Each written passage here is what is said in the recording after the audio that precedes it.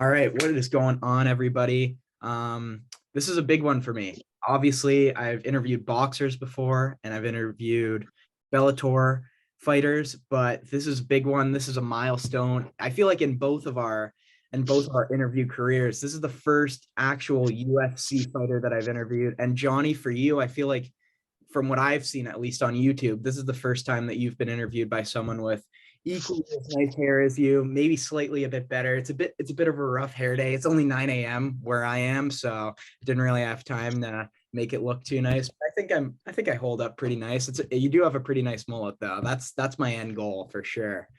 Right on. So first things first, the one thing that I just wanted to get into is I feel like you've had an interesting start of your career compared to a lot of other UFC fighters on this card. No other major sport that I can think of has something like Dana White's Contender Series. And do you feel like that gives you like competing on that show gives you an advantage compared to some other UFC content like making their debut?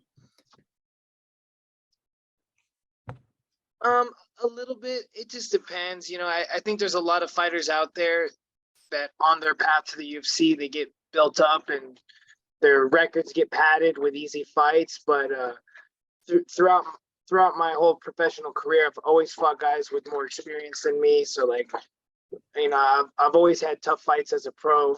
So Shawnee Carter is one of them for sure. I think I saw that in your third fight. You're going up against a guy with Matt Serra on his resume and maybe 60 professional fights, give or take. Knocked him out in the first 30 seconds. So that was pretty impressive. yeah, thank you. Before you got the call for UFC or for Dana White's Contender Series, what was the day-to-day life that you were going through fighting in other promotions, and what was your reaction when you found out that you'd be given the opportunity? Um, I've been in Las Vegas for a long time, and actually a few years ago, I ran into Forrest and I said, "Man, well, what's it gonna take?" And he literally said, "Man, like going to, win 4 fights back to back, and you'll probably get a shot." And that's kind of how it went. I kind of managed myself in my early career and just was taking whatever fights I could get, and you know, being over at Syndicate, I caught eyes of an agent who worked with a bigger firm, Iridium, Yep. and he started getting me some little fights here and there, and then eventually I signed with Iridium, and I went on that 4 fight win streak, and then got my shot on Contender Series and won that, and was able to secure a contract. For sure. And obviously that fight maybe didn't go as easily as you were hoping for. What were the nerves kind of like when you were waiting for that official decision? Man, it was just you never know what the judges are looking at, so possibly, I knew I won the third round, but going into that third round, I remember my coaches telling me like, "Hey, we're down 2 rounds. We need you to get a finish." Yeah. So I didn't know what to think, and when I heard it was a split decision, I just really was thinking, I was like, yeah, it's like I really was really thinking like, man, like I think I took the second round, I was thinking to myself like, they're really gonna give him that second round for getting a takedown in the last minute and Yeah. not really doing any damage when I felt like I controlled the fight up into that moment, and he did have an opportunity to post up and really try to put some damage, but he didn't, and I feel like that's why I was kind of in that minute that he took me down. I was kind of waiting for that moment, like, oh, he's about to, because he was holding me very tight, and I was thinking like, hey, he's about to post up and rain down and secure this round, and I was kind of waiting for that moment to try to scramble, and then it never happened, Yeah. so yeah, I'm glad the judge, at least two of the judges, gave me that second round, and that helped me get the W. Definitely can't trust judges anymore. But going into that fight, you were also a 4-1 underdog. I mean, that kind of must have been weighing on you going in at all. Like, did that give you any extra pressure? Or did it kind of ease off the nerves a little bit because you were like, man, all the pressure's on this guy to kind of prove why I'm a 4-1 underdog?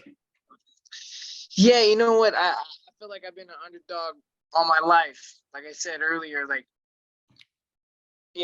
there's some, all the people I fought, they always had more experience than me, you know? For sure. I mean, speaking about experience, the guy that you're fighting this Saturday, I believe he's a 13 fight UFC veteran. He's fighting in England, which is his home country. How do you feel about stepping into the man's backyard? Does that give you any extra motivation? Does it make you feel a little bit better going into the fight? Yeah, man, I feel great, man. I feel like, going to people's backyards and beating them up is what I do. Exactly. So obviously you've been a part of the UFC for a while. Like you said, you've been coaching at Syndicate MMA, and there's some UFC vets from there, D-Rod, Roxy Fighter. So what kind of experience have you gotten from them going into your first ever UFC fight week, and like what has helped you ease into this experience?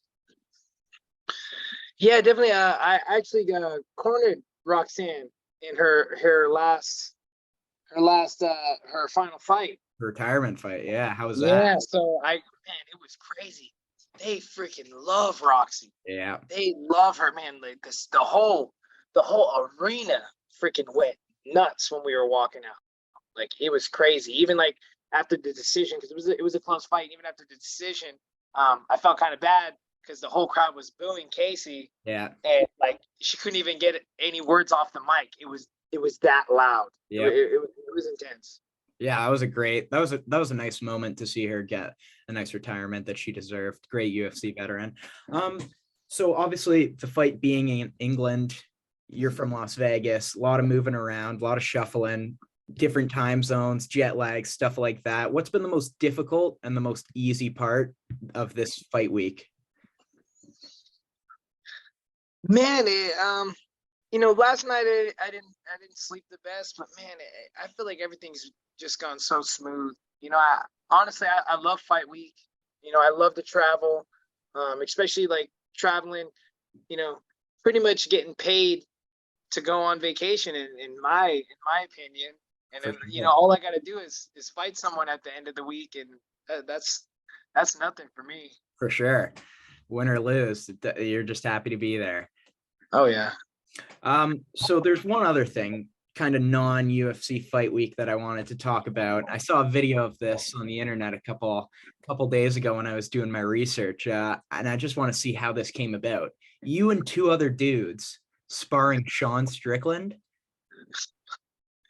Yeah, it's pretty funny. Yeah, he just was, he's a nut. He's a nut, man. I love Sean. Yeah, and yeah, I just think he just like, let's do it. Like, it's just something he wanted to do that day. And I'm like, all right, let's do it. Always game, yeah. Sean Strickland. I would say he's one of the biggest characters currently in the maybe Yeah. all time. When I watched that video over, I said to myself, like, oh crap, I was going too easy. That's what I thought too, because there was one moment where all three of you had him up against the fence, and then someone shot a takedown. And just from what I've seen from Sean, it seemed like he would have wanted you guys to just all start wailing on him when he was on the ground.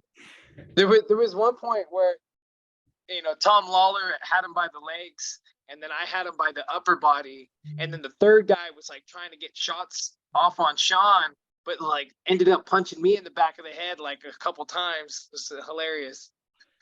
Just, just so we're on the same page, Tom Lawler, is that the same guy that he's had some UFC fights, but is he a professional wrestler now? Yeah, he's in the wrestling scene now. So yeah, man, I'm happy for him. I'm glad he's doing well. You know, um, I hope he can go up from there. I think he actually is with New Japan Wrestling. Yeah, I think because I went to a show in Toronto a couple weeks ago, and he was supposed to be on there, but his match got canceled last minute. But he was on, like, he did a pre-show thing, and I was like, damn, that guy looks really familiar from something, and I didn't know what it was. But yeah, UFC fighter switching to WWE. And with the new merger, do you think that there's a potential that a couple other, maybe Conor McGregor in the WWE? Would you ever go to the WWE? You know, yeah, I don't see anything wrong with some fighters making some appearances and stuff, and you know, um, yeah, I think it'd be pretty cool. You What know, Yeah, it's definitely a unique experience that this is now a possibility, all the doors being opened up. Um, so obviously this is your UFC debut. I hope you're not thinking too far ahead into the future. You're focused on the guy that you got in front of you, but what are your goals within the company? Like you're only 31, still plenty of time. In my opinion, this is when fighters enter their prime. So like, do you have plans to end up becoming the welterweight champion, lightweight champion potentially? Yeah, definitely. It's like, you gotta go for it. You already made it here. You might as well do your best to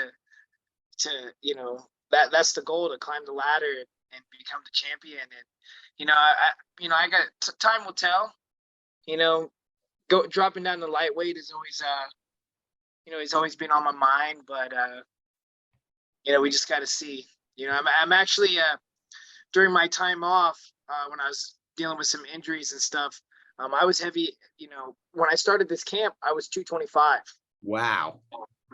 So I had to lose 35 pounds of fat to even get to where I am today, to Yeah, be able to do the water cut to make 170. that's intense. So yeah, it was. I struggled for a while, and it really, my management, they didn't want to book me until I got the weight Yeah, under control a little bit better. But then it was just like time kept passing by, and I just told my manager, like, hey, like, let's book me. Just try to let's try to get it with a reasonable amount of time. sure. Book me. And then luckily I was able to get booked 15 weeks out, and really able to focus and dial in. And I guess that's all I needed. I just feel like once this fight got booked, like I just went tunnel vision, like any kind of, you know, I had purpose again. Yeah, 100, that makes sense because now you're looking forward to something. You got something to motivate you extra to lose that weight and get down to your natural fighting physique for sure. Yeah. So, all things considered, imagine Saturday, everything goes exactly how you drew it up. I'm assuming you want the knockout. You finish him early. Who's that first person you're calling out when you get on the mic? I saw that MVP is now a free agent. He is. That would You be know what I mean? So that's someone that would be cool to fight. And London has been so great. I'd love to fight here again. And yeah. if I were to fight here again, like, MVP would be a sick fight to get. I mean, I hadn't thought about this until just now, but I wouldn't put it past Dana White to maybe UFC London. What a perfect opportunity to announce the signing of MVP to the UFC. Maybe he'll do it on Saturday, and maybe your call out will be fresh in his mind. Yeah, and I think there's a lot of dangerous wrestlers in our division, 100%. and I think you know, and like I said, I'm used to being the underdog, Yep. but if they were smart, they'd match MVP up with someone like me who's gonna stand and bang with him. Agreed, 100%. Guy like you, a guy like Kevin Holland, potentially. There's a lot of possibilities for MVP's debut, and I'm really excited. I hope he does come to the UFC. I hope that works out because I think he's a pretty entertaining fighter, and you two would Yeah. make a great matchup. So would Yeah, you? and if I ever went down to lightweight, I wouldn't mind knocking Patty the Batty's head around a little bit, maybe knock Yes, a stupid 100%. haircut off his head. 100%. Yeah, Patty the Batty is pretty outspoken. You think he's going to be there on Saturday? Yeah, I don't see why not. That's a call out potential right there. Point him out in the crowd, find out where he's Yeah. sitting before the fight, and then get in his head a little bit. So obviously those are your inside of the UFC or like in your weight class current fighters, like fights that you want next. But if you had to choose, this can be anyone inside the UFC, outside the UFC. It could even be anyone retired. Who would your dream fight be? Oh man, dream fight. Dream fight. Man, that's a tough one because I don't want to fight any of my heroes. I love these True. guys too much, man. Okay, dream fight, all right? Dream This is fight. my dream fight whole scenario, okay? Okay.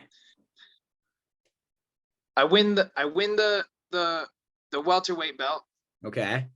drop down, win the 155 belt. Are we assuming that the welterweight and 155 belt are still being held by Leon and Islam? Um, possibly, Okay. Okay. possibly. Beat those two guys. Okay, and then challenge Volkanovski for a 165 super fight Ooh. for a super lightweight belt, and Ooh. use kind of all that to create, use all that hype of becoming the welterweight champion, then becoming the lightweight champion. Then man, Volkanovski, he's so good. He is. He's so good. Like I honestly see him, you know, still being the champ for the next few years. Definitely. So that would be really my dream fight. Even though I'm a fan of Volk, Yep. um, I'm a fan of him, and I would also love to train with him as well. Sure. So I feel bad saying it, but like at the same time, this is the dream scenario. Agreed. So you're saying, Become the lightweight champ, call out the featherweight champ to to fight for a 165-pound belt and create that division in the UFC. so you'd be the first ever triple UFC champion. Yeah. Hey man, if that happens, I'll be sitting front row to see it. I would love to see you versus Volk Throwdown. That would be a great fight. So I have one last segment.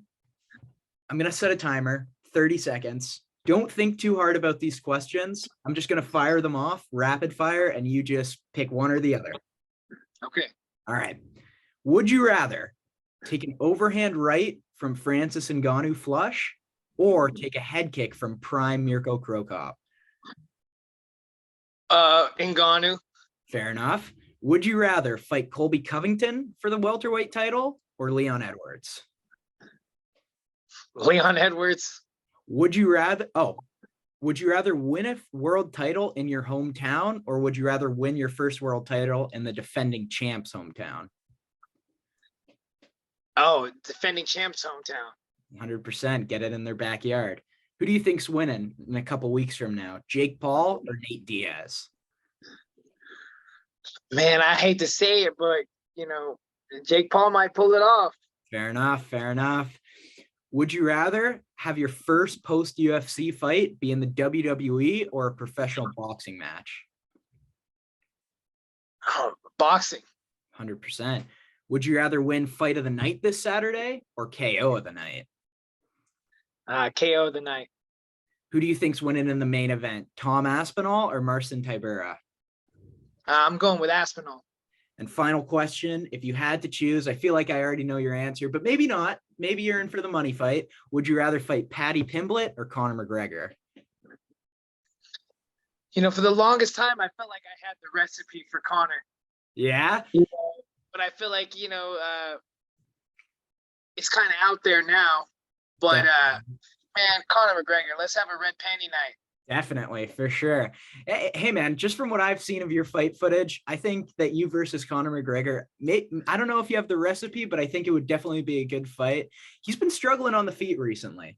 I'm a huge Conor McGregor fan. That last Dustin Poirier fight before he broke his leg, he didn't look too hot. Yeah. It's funny, too, because at the beginning of the Ultimate Fighter season, Conor told Michael Chandler, I didn't even tell you what weight it's going to be at. Yep.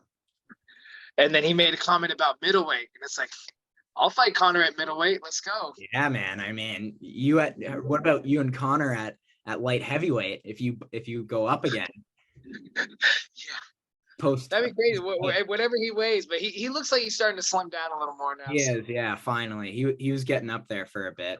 Speaking of the Ultimate Fighter, would you have taken that opportunity? Would you have preferred that opportunity over Dana White Contender Series, or do you think the Contender Series was better because it straight shot you into the UFC rather than having to fight multiple times in a season? Yeah, I think I preferred Contender Series. Man, the show's rough, and it's nice that sometimes guys that are on the show still end up getting signed. Yeah. But I think it's a tough tournament, especially because the fights leading up to the finale are only 2 rounds. Yeah. So I just think that can make it difficult at times, because you know what I mean. You don't really get to see people tested. Agreed. You don't get to see people in the deep waters.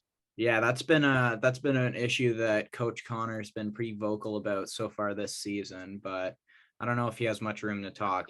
I think he won his first. I think his guy won his first fight last night. He was almost about to get swept 8-0 by Chandler, but he finally got a win yesterday. So good for. So funny fact: the guy that got knocked out, yet on the show yesterday, Yeah. Hunter Azure. When I fought Shoney Carter in Colorado, one of my amateur fighters that I trained fought Hunter on that same card. Really?